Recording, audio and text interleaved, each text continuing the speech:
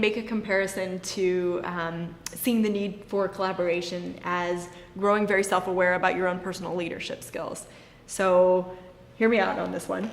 When you are an emerging leader, you tend to be less self-aware about what you're really great at and what you need some help at. And so you just try to do everything yourself. As you gain leadership skills, you really start to have an understanding of what you excel at and what you should just hire or collaborate with others to achieve.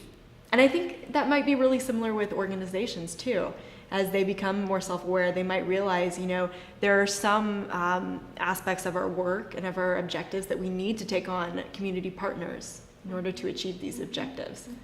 Would you say that's true? Yeah, I think that's exactly right. And when an individual or an organization recognizes that they're just a piece of the puzzle, yeah, that's the sign of a mature entity. Exactly. Right? So that is a signal that there's maturation happening. And that there's a nuanced and sophisticated understanding of the context that they're working in and what it takes to achieve the goals that they seek to achieve. So I think that's right. Yeah. And I think that there can be a lot of value to partnering, not only in, being better able to achieve the objective, but perhaps from a community perspective, having stakeholders see you in a different light by the types of collaborations you choose to engage in. So I think that's true. I think that, and that's a good distinction of two ways that collaboration and partnership can be beneficial, but they play out in a little bit of a different way, or they come from a different place, right? So there could be some instances where, as the organization gains a place in a community, part of the process of gaining place in a community is that they have created these relationships, and that in and of itself is important work. Yeah. Right. So it doesn't have to be only project driven. Right. But the ability to be a good neighbor, and build goodwill and deep, real relationships with other players in a place is itself worthy work. Absolutely. Because you're developing the capacity to do something together down the line, perhaps, or to have a dynamic that can be very productive. Absolutely. Yeah. And so we talked a little bit about the things that you need to do to ensure success in a collaboration. Where have you seen things go wrong in partnering? I'm sure there are a lot of stories. Yeah, there are a lot of stories. I think one of the things that often leads to a partnership going awry is a lack of clarity about what it is that you stand to give and gain in a relationship. So sometimes that lack of clarity manifests as I thought what I was going to get out of this was way more or way different than what I actually got, and vice versa. Right. So when there isn't the meeting of the minds and a calibration of expectations about what is possible, I think that can be a problem. The other thing that I think can be a problem is the assumption that there's always an equal, I get this, you get that there's a quid pro quo in every engagement, when in fact sometimes collaborations, particularly over a long course of time,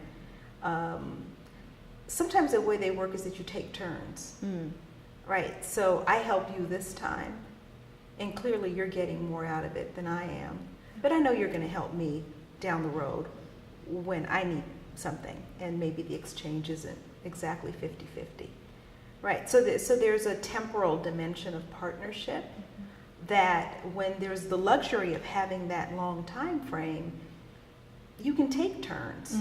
You do for me this time, I'll do for you next time. You know? Sounds like there's a lot of trust that needs to be built before going into that. Yeah, and sometimes a trust is built by saying it's okay that, okay, this time I didn't get a whole lot out of it, but that's all right. Because I'm in it for the long haul. Right. And that's hard to buy into sometimes, Yeah. but it's worth considering. Absolutely. So thinking about, starting off that relationship, and a lot of our folks will be starting partnerships with organizations that are not like them. So for example, they have different missions, or even in different fields. So what are some of the challenges in doing that? Lots of challenges in that, actually. I think that the most important thing to start with is, where is there overlap? Mm-hmm. Clarity about where there is overlap is what will drive this. Yeah. The challenges, though, and some of this, I think I shared in examples earlier, where the validation systems in the two entities coming together, or to which they're beholden, are very different. Mm-hmm. Right? So when success looks one way, and it is in tension with how success looks somewhere else, as was the case with the artist who wanted the kids to have a particular kind of creative experience, and was putting a lot of emphasis on that, the time required, the materials, etc., and the social service agency that had equally important but a different set of criteria for what success would look like, that had more to do with the number of kids that could come through and the extent to which the experience touched on things beyond aesthetics. So figuring out how to negotiate some mutually acceptable set of metrics around success, I think, is really important. But also figuring out when it won't work. Yeah.